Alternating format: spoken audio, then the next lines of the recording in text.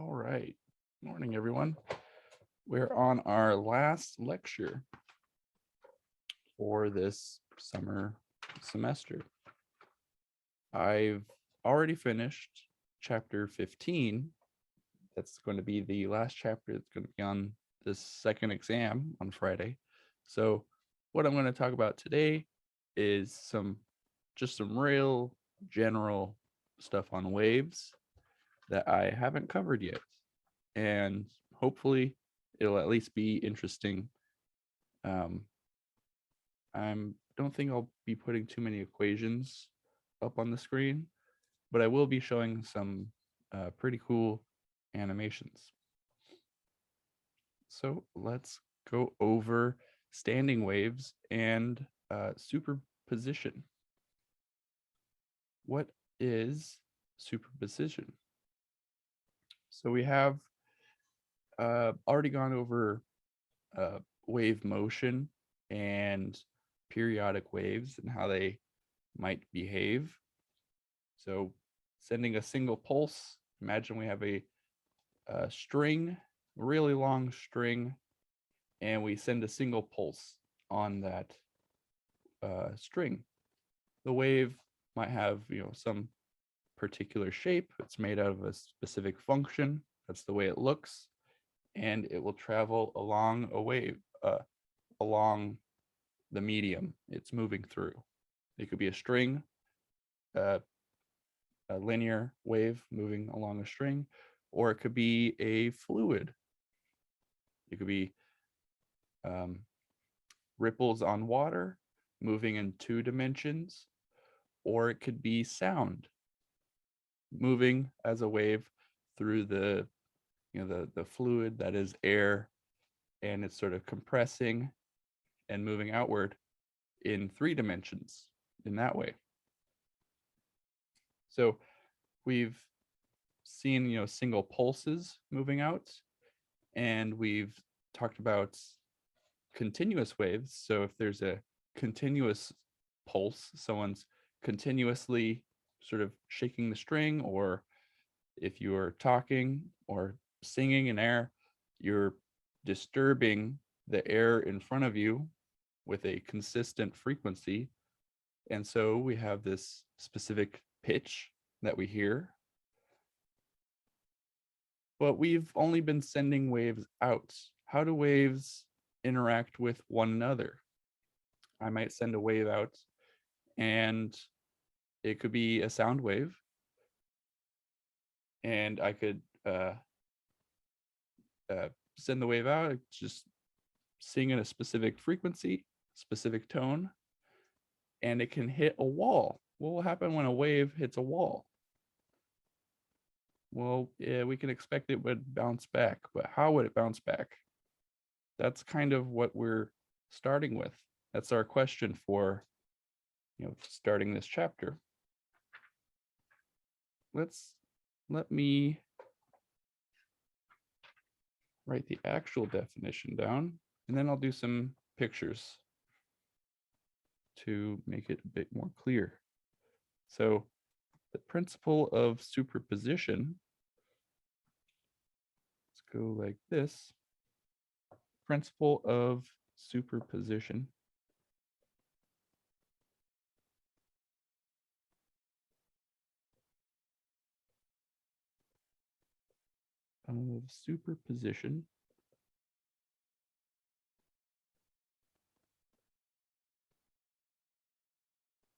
or I'm going to go like this. The definition says that when 2 or more waves overlap,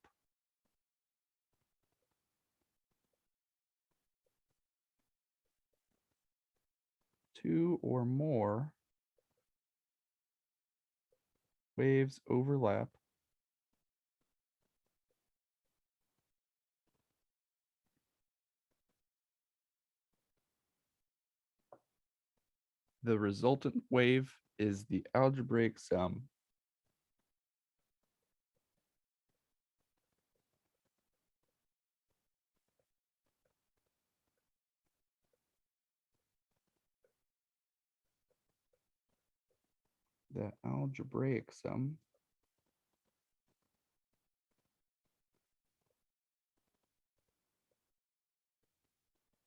AIC, algebraic sum of the two individual waves, or of the individual waves. It could be more than two.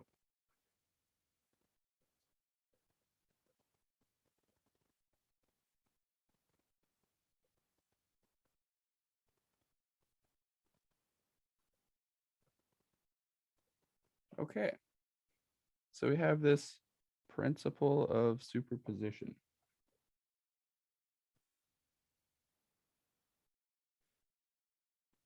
Let me try to demonstrate this with a little picture. So if we have a string on the wall, this will also sort of cover how waves might act with a barrier. So say we have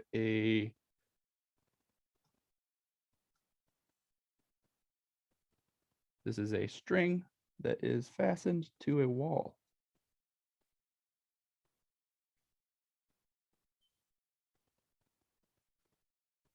And I sort of, it's just held tight. I'm holding it, fairly tight with my other hand right here. And I give it a single pulse. So I just flick it once. There will be a single pulse on this string. I'll sort of show it like this.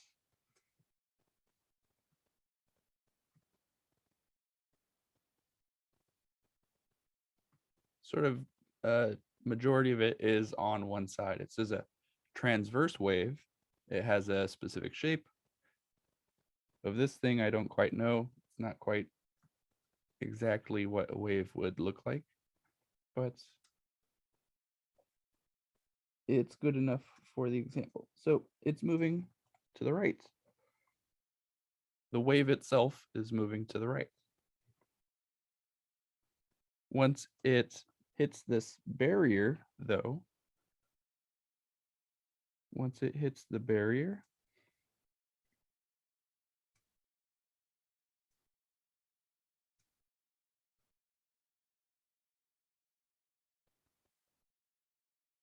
it will have flipped and be upside down when it returns.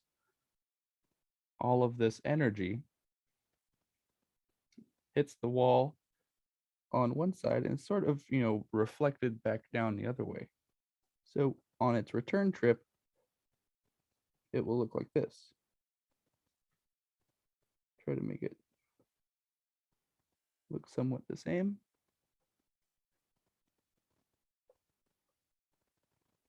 All right. So that's in general how a wave would interact with a barrier. Go like that. What if I send two pulses?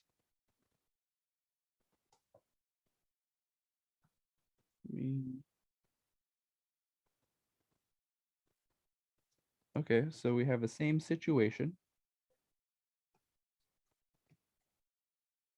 The same situation. We have a string attached to a wall. There's a barrier. And I'm going to send two, one right after another.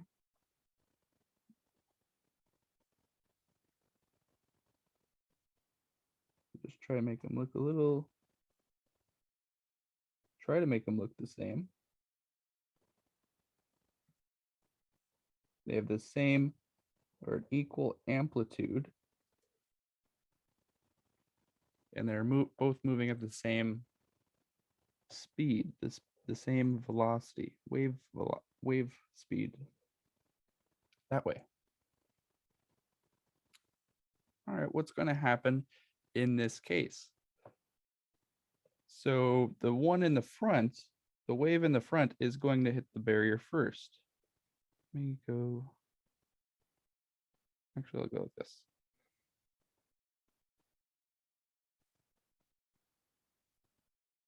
No, we'll go like this. There you go. The one in the front is going to hit the barrier first. And so it will be reflected first, and it will start traveling back towards the source. Okay, so that first one is going to hit and flip. However, first one hits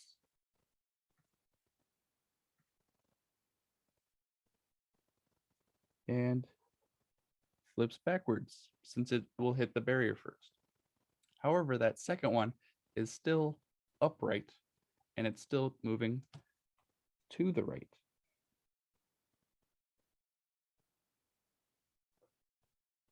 And this is where the principle of superposition comes into play. Both of these waves started out with the same amplitudes right here. And for, besides this quick picture, you assume they're the same exact shape. They started out as the same exact shape.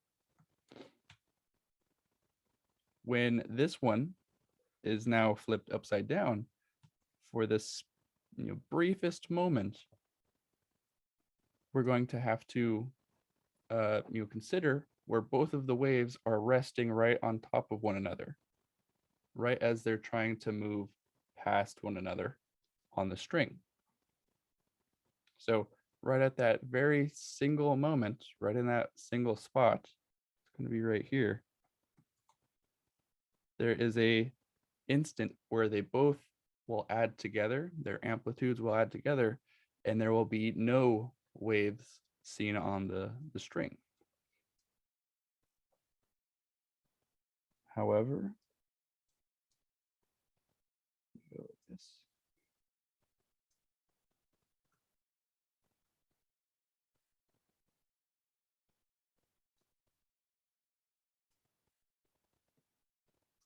No waves seen on the string. However, they don't just sort of, collide and destroy each other forever. They move through one another, and so they continue on their way. That second one then will hit the wall and bounce backwards. So we have this final scenario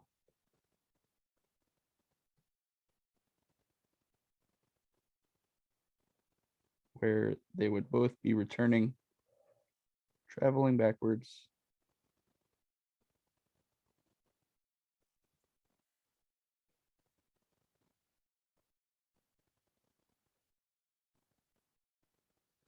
back towards the original source.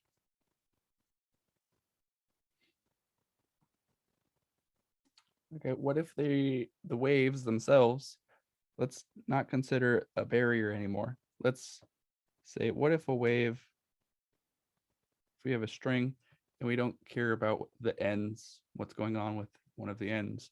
What if we have two waves that are both upright and heading towards one another?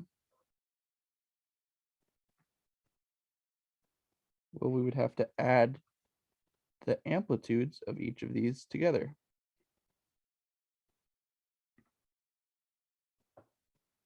So like that. And for the split second, brief moment, we would have one wave that would be the amplitude of both of these two waves added together.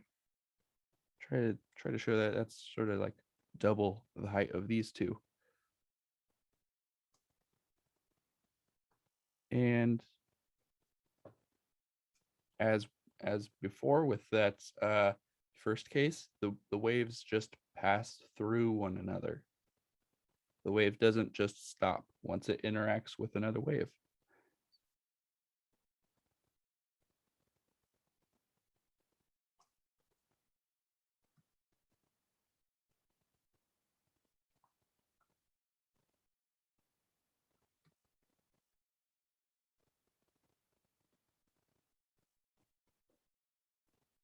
and they continue on their way. So this type of, interaction, or let's start with that first one. This is called, over here on the left, that is called destructive interference of waves.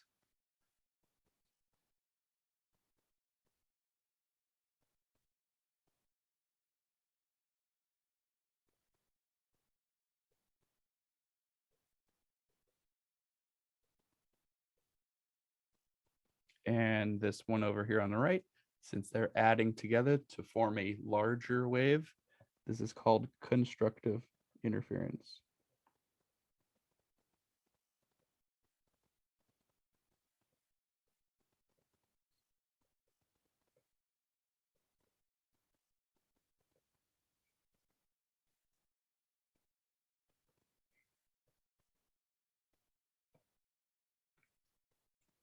All right. And this is, very hard to see with just pictures on a, like stationary pictures on a screen. Let me bring up a little example simulation that I have already loaded. Okay. So here we have a string, and it's being held at a constant place on the right-hand side. And I'm free to move this wrench over here on the other side. So I can move it, and the string itself will sort of move with it. Now let me sort of show you that I can change kind of the properties of the string itself. So damping, that's how much you think of friction or interference is sort of weakening the wave as it travels through. So if I have little to no damping, this is picture in your mind a very, very thin string that will, move a lot when you oscillate it. So if I were to move it, a lot of the energy keeps going. Imagine if you pluck a string that's very thin, it might oscillate a few times before it, dampens out to nothing. Let me do that again. See, it goes around, a few times, and eventually it's nothing. If I had a lot of damping, this is something that is very, I want to say, it resists sort of this oscillation effect. The thing that comes to my mind is, imagine that this is not a string anymore. Imagine that this is a metal chain. Metal chains sort of, stop their motion because they're big, heavy objects that have to interact with one another. The metal links on the chain itself. So I can move a chain. Imagine trying to like drag a chain around or trying to get it to oscillate. It'll be very difficult to do that. So it's hard to do. Now let's consider, let me go back to this. You've already kind of seen it by now. Let's say there's no damping at all, so none. This is the perfect example that everyone tries to achieve. It's hard to achieve in the real world, but we have no damping at all. And I'm going to send a single pulse. Instead of me moving it with my mouse, I'm going to send a single pulse. The pulse will move down to the other end, and it will hit this barrier, and it will be reflected back towards the source. I'm just going to send a single pulse, And in a perfect example, this wave would travel forever, back and forth, oscillating on the string. And it's always hard to. I've had to teach 2A labs and other labs that use this simulation. It's hard to express to people that the waves do actually flip upside down like this. It's hard to sort of picture why. If we were in person, we'd have this long elastic cord that I would actually perform this little experiment right here in the lecture hall. I'd sort of like flick it a bit, and you'd be able to see that the wave does travel upright, and then it does flip upside down as it returns. So we have this case right here. Let me go back to that. Now let's see what happens if let me get the right pulse width right here. So that's a bit smaller. I need to make sure that there's no damping. Okay, that's pretty good. Now, what would happen if I send another pulse on this string? There would be two waves that would then have to travel forever on the string, but in many instances, they're going to have to interact with one another on the string. So they're going to have to pass each other's path. And as they're crossing each other, they're going to experience this superposition of the wave. So let me try to time out another wave. Do it right now. You see they're both moving through one another. Let me do this. Let me turn on slow motion. They're both moving through one another, but for a split second, they cancel each other out with this destructive interference.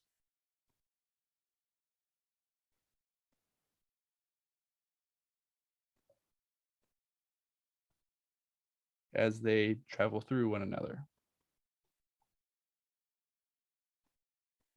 All right.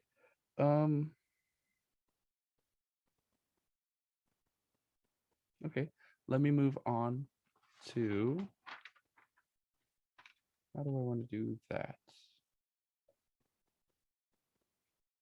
So these are with single pulses. I've just pressed the button and sent a single disturbance through the wave, through the material.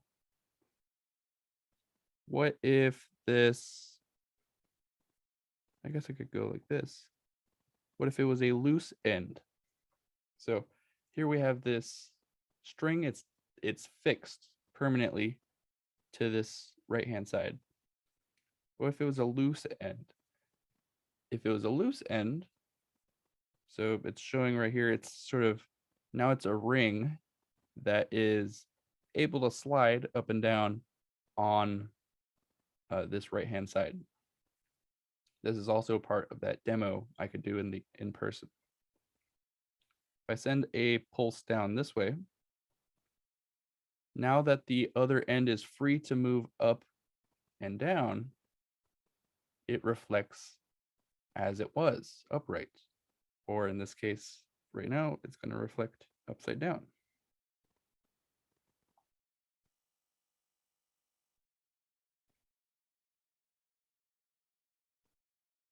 Okay. Now that I'm able to have this other wave return upright, we can maybe see some constructive interference. I have to time this one right as well. Right about now. See, right where they cross each other, right here. And in this instance, they cancel each other out because they're opposite. There is constructive interference, and they build a bigger wave.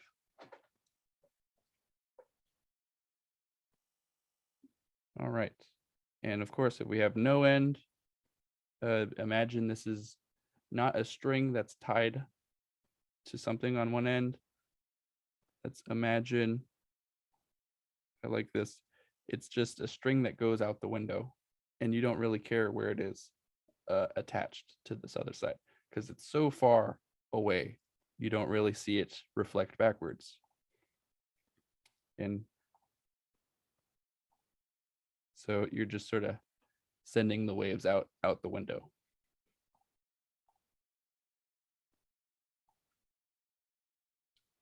Another thing that I find neat about this simulation is it's trying to animate all of these individual dots for the string moving up and down. It looks like the dots themselves are moving to the right, but they're not. They are all just moving up and then back down.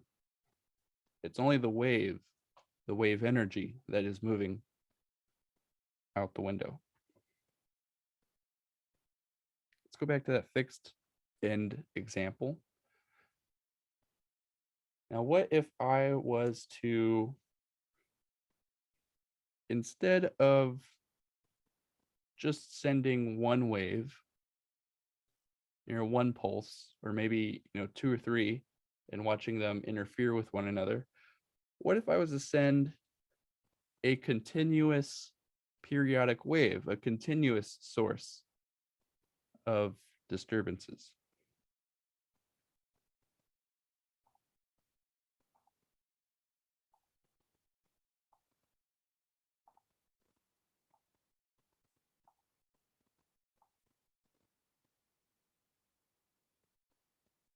There's this really interesting pattern that occurs that, I just tried to do by hand right now. Let me show you a more efficient way. Let me go to oscillate right here. So here we have this string before it reflects. So the string is constantly being disturbed by this motor, constantly being shifted up and then shifted back down.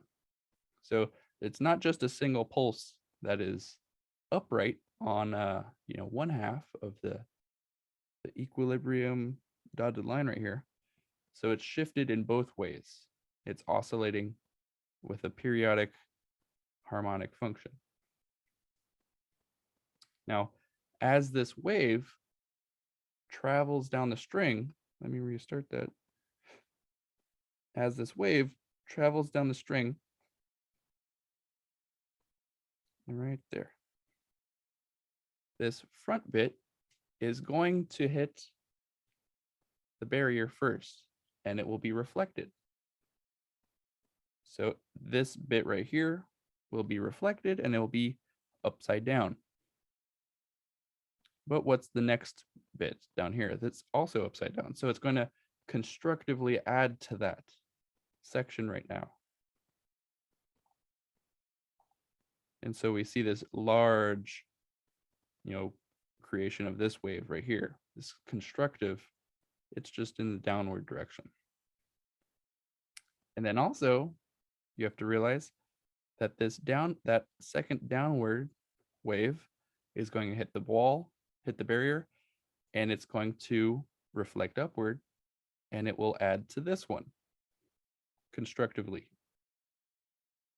So let me just play out what the whole wave hitting the barrier and then the whole wave reflecting back and interfering with itself would look like.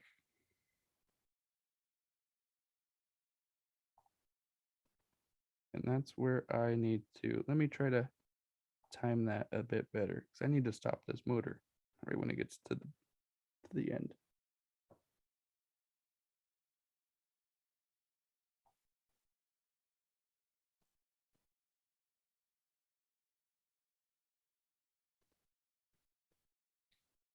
Try it one more time.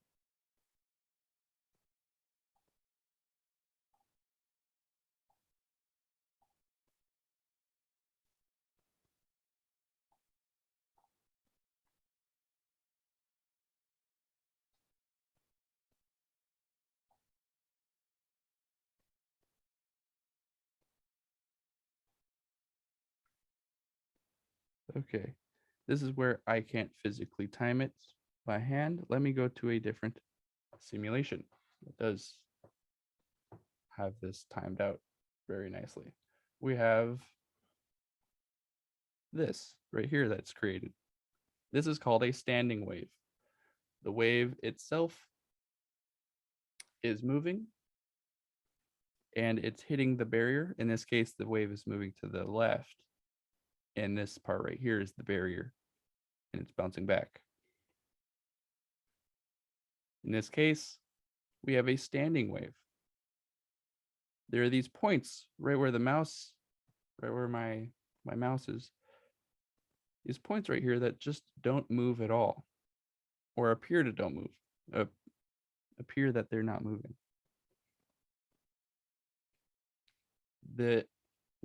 It seems like there's no waves passing through these points, but there are. There is just some destructive interference happening right here and right here. Let me go back to my notes page and we'll show this a bit more.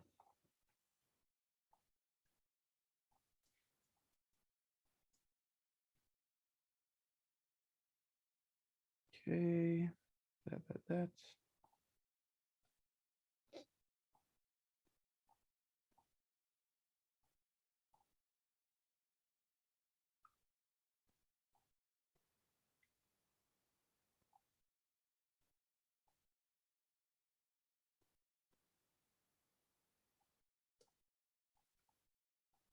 Okay. As a wave will travel down and hit a barrier and bounce back, it will constructively and destructively interfere with itself. And so I'm trying to demonstrate that with my picture with this and with, oh no, maybe before I move that, there.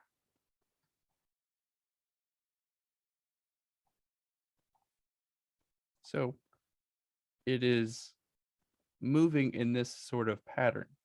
It is at this instance in this shape, and for brief second later, it will all move down to where this dotted line is. Let me get rid of that real quick. Actually, no, let me bring that back.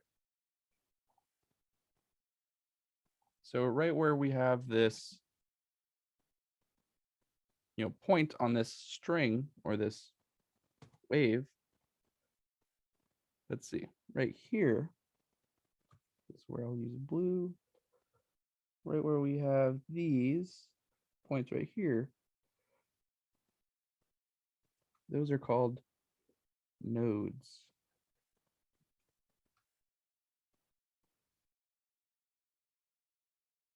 So that's a node. There's a node here and here and here and here. These are the points that there is destructive interference happening.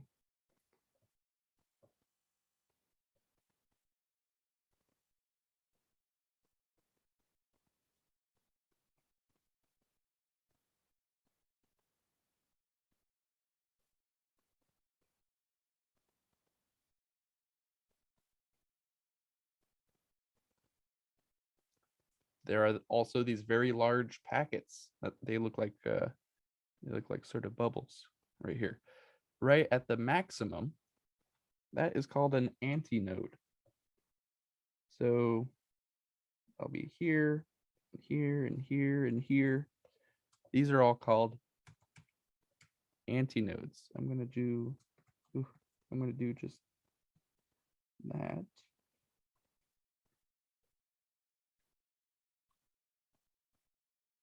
Antinode.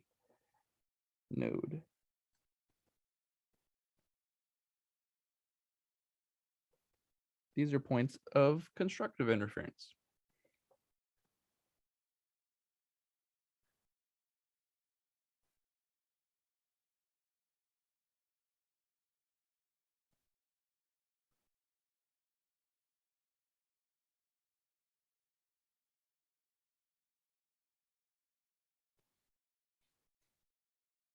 what else can I say about this? There is a,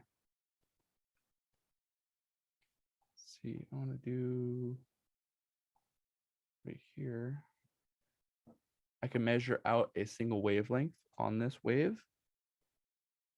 I could go from, say, right here to wherever the wave will repeat itself again. So not right here to the other node, because let's look at this. It's on this solid line, and it's going to be pointing up. Let's follow the path. So right here, and it's going up. It's not right here because then it's moving down. It's not repeating itself. So I need to use this point right here. I use the same logic and place the wavelength wherever I want on the wave. I could do the peak over here and say, okay, it's on the peak and it's about to be pointing down. So that will dictate that I need to have the other wavelength, or the other end of this wavelength, be right here, because then it's pointing down. So for this picture, I'm going to go like this. From here to here.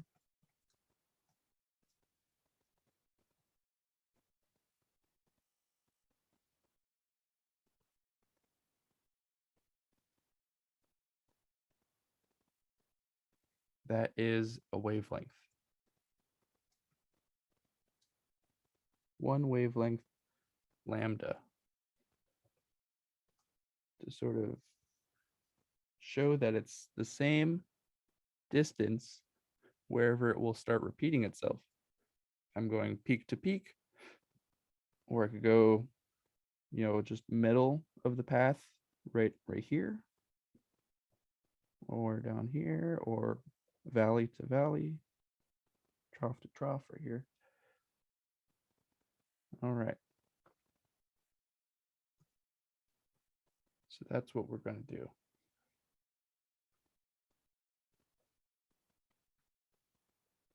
What else can I say about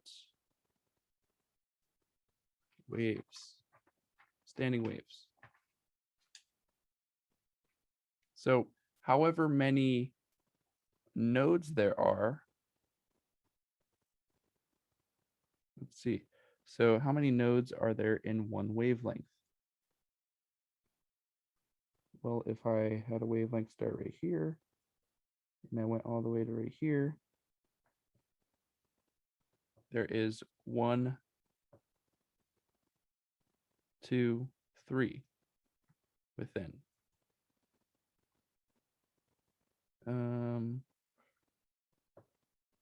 Yeah. 1, and the wavelength would be right here.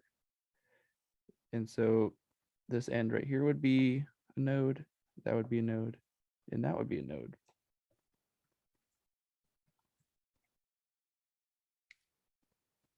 So the number of nodes that there are within this standing wave can tell us what the wavelength will be. I don't want to go into too much.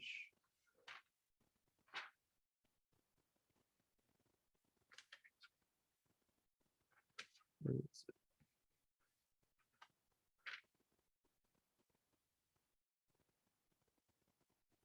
The frequency of the string and how it vibrates determines how many nodes there are. Let me bring back where'd it go?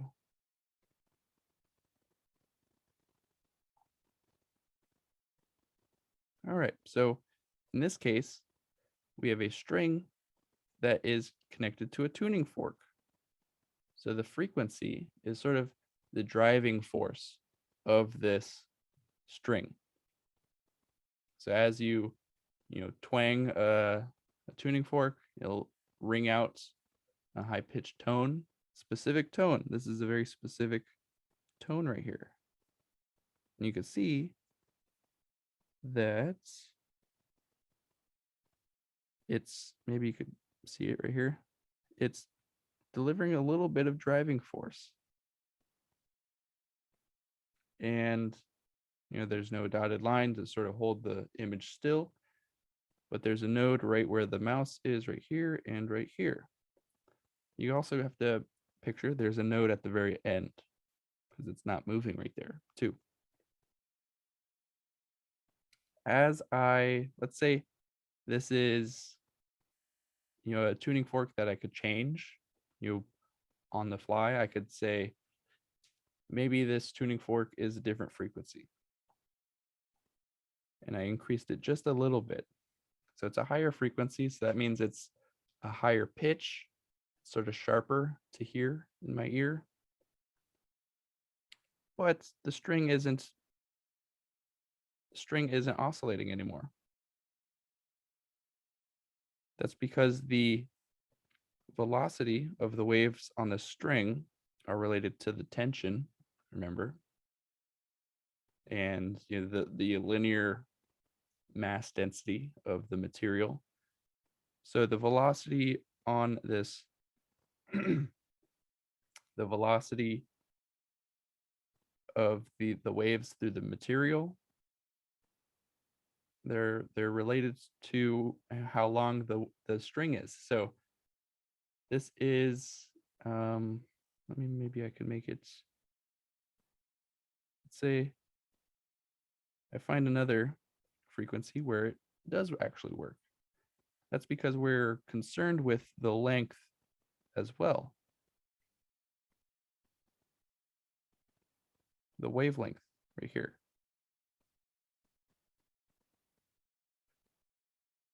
And what we're seeing is different modes of this standing wave. Whereas before we saw, what was it, 3 nodes?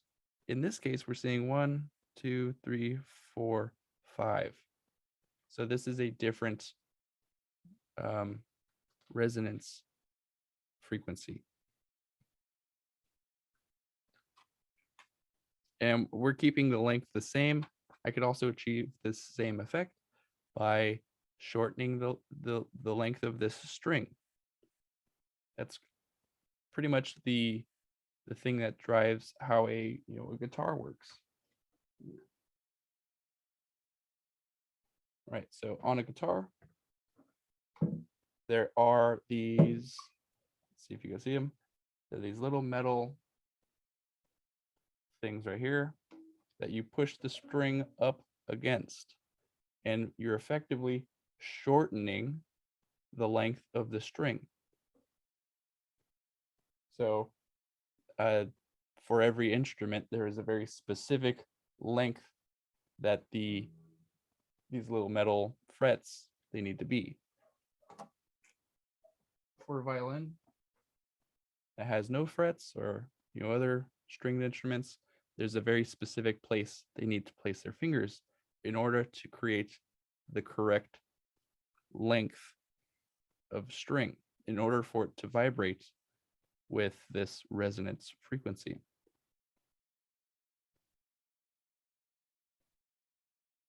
So we have something that's vibrating, even more frequent, something like this. This will come out as a very clear and sharp tone, and it matches very well with the resonance frequency of the string itself. And so since they match and they mesh very well, there's this large resonance, driven oscillation that'll create this wave effect on the string. This is also the in that video I showed the other day, is also a reason why, like that bridge fell. There was a resonance supplied that was the correct amount. So you can also see this tuning fork is still like shifting. It's still driving this oscillation. So in an example with the bridge, the wind was this small little resonance motor. You can think of it. It was driving the waves on the bridge. So from the side, that bridge did kind of look like this. And as I get more and more intense, or a higher and higher frequency, there will be more and more nodes packed into the same length of string. Okay, and I'm not going to be I'm not going over how the frequency and the string. Actually, no. I think I should. I'll put them on the page, but there is an equation that tells you how many nodes will be created versus the length of the string that you have. So let me put those on the page. And then I think I've generalized and covered most of the chapter. But it's really cool. So let me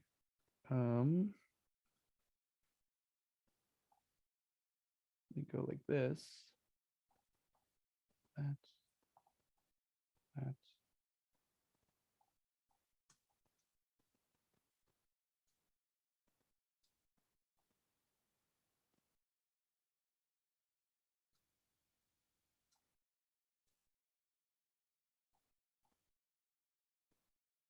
Sorry, don't do that later.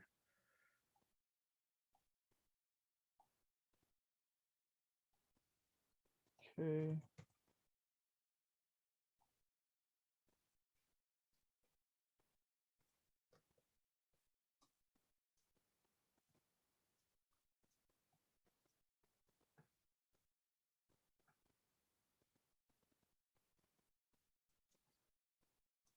All right, so just in general,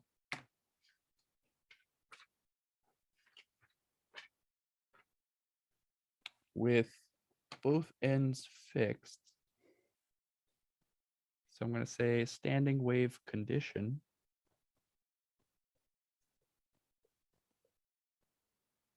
zoom in so I can write it clearly.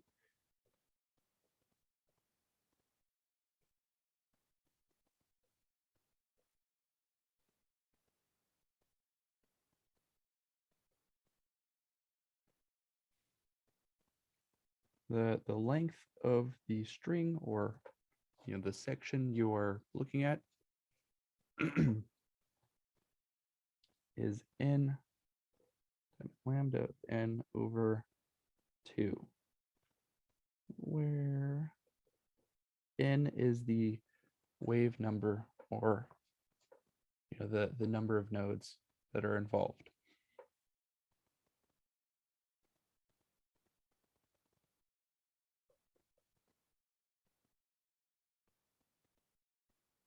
And the frequency, the resonance frequency,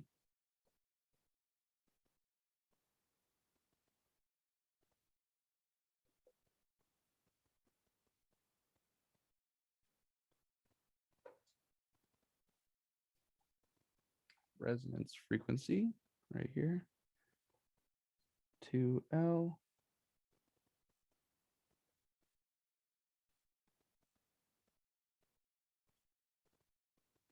Right. And again, n is just a number of whatever harmonic wave you want. These are both for both ends fixed.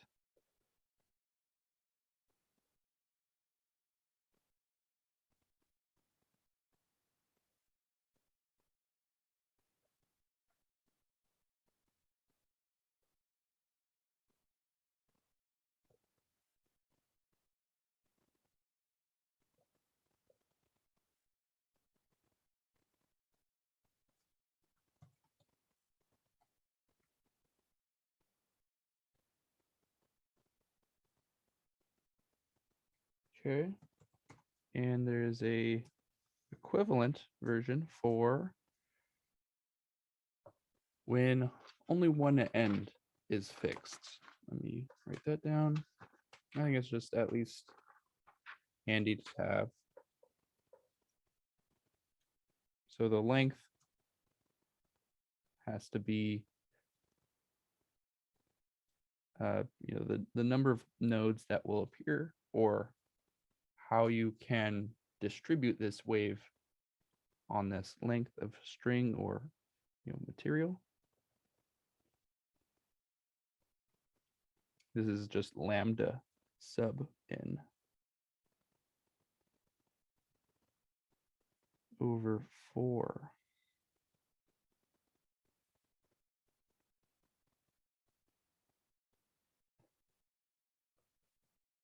And finally,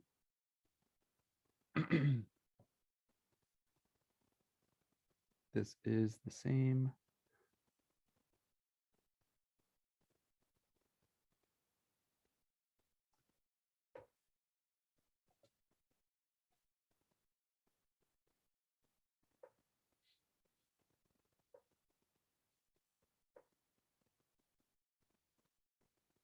Actually, yeah, I don't like this.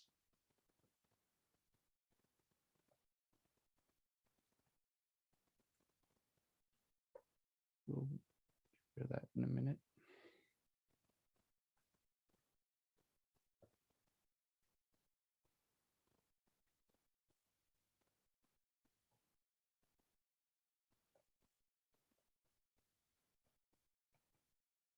This is for both, or I guess for one end free.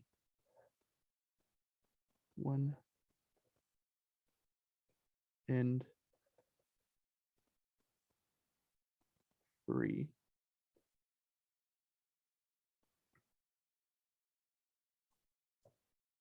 All right. So here we have a few ways of figuring out where these nodes will appear, how long the amount of string or material you need for this standing wave to occur, and the correct frequencies that will appear. How is any of this, sort of used or useful to us? Let me just in general, let me go.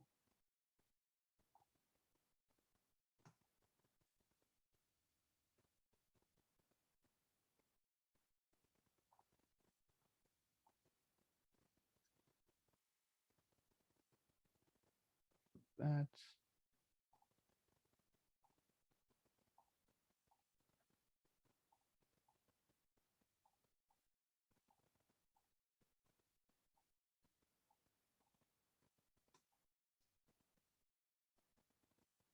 Okay, so imagine that we have a, I'll fix this later. So imagine we have a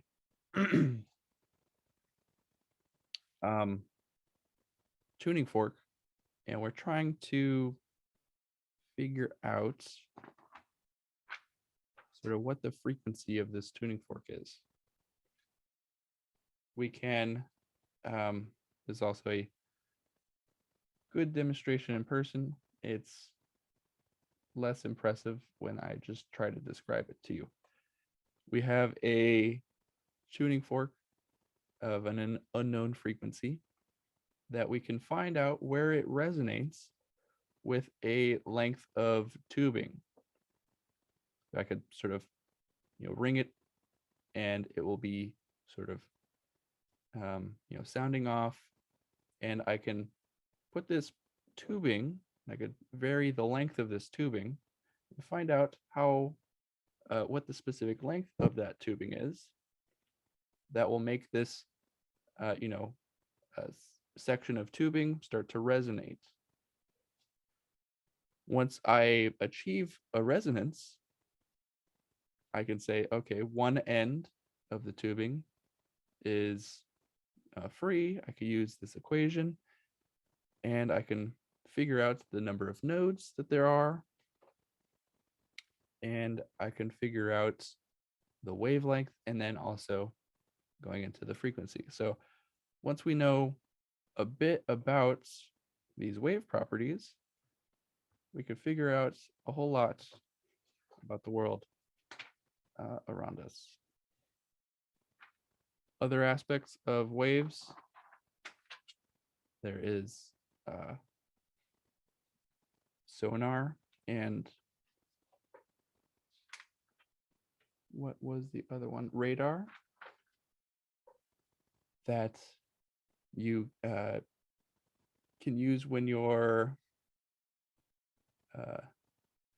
sonar, I guess, is primarily used underwater. Submarines send out a high-pitched ping, and they listen for how long the ping takes to go outward and reflect back towards the submarine. Radar is used in a lot of different places nowadays, mostly with like air traffic. You're sending out these high energy electromagnetic waves, determining what other things are out there. What things are the waves bouncing off of? And what else?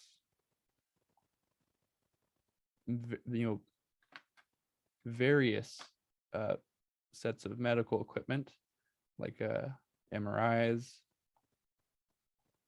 Just all of this is built on the basis of wave properties and how they know what the shape and form of the wave should be, and determining how it is when they send it out, and measuring what it's like when it returns.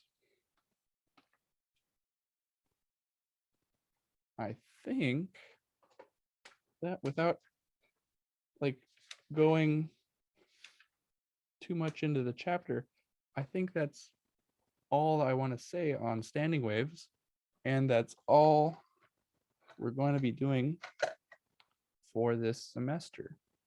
So I hope that it was at least informative. I tried to make it helpful, giving you guys the notes. If you guys have any problems with any of the material so far, you let me know. We're going to be having a test on the second half of this semester. It's going to be on Friday.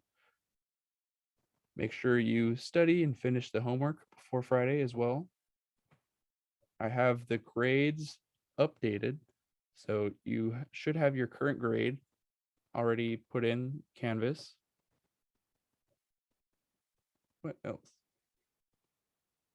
For tomorrow, or not? Yeah, it is tomorrow.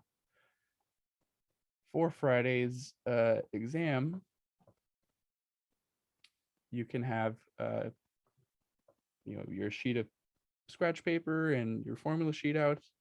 It's going to be exactly the same format as let me go. It's going to be exact same format as the previous exam.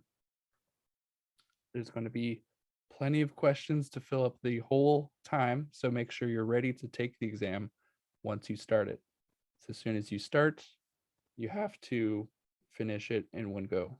You'll be locked into your sort of web screen. Let's see. I think that's it. Yeah. If you guys have any questions or concerns, let me know. Otherwise, I hope you guys the best luck on the final, and afterwards, I hope you guys have a great rest of your summer. All right, and take care.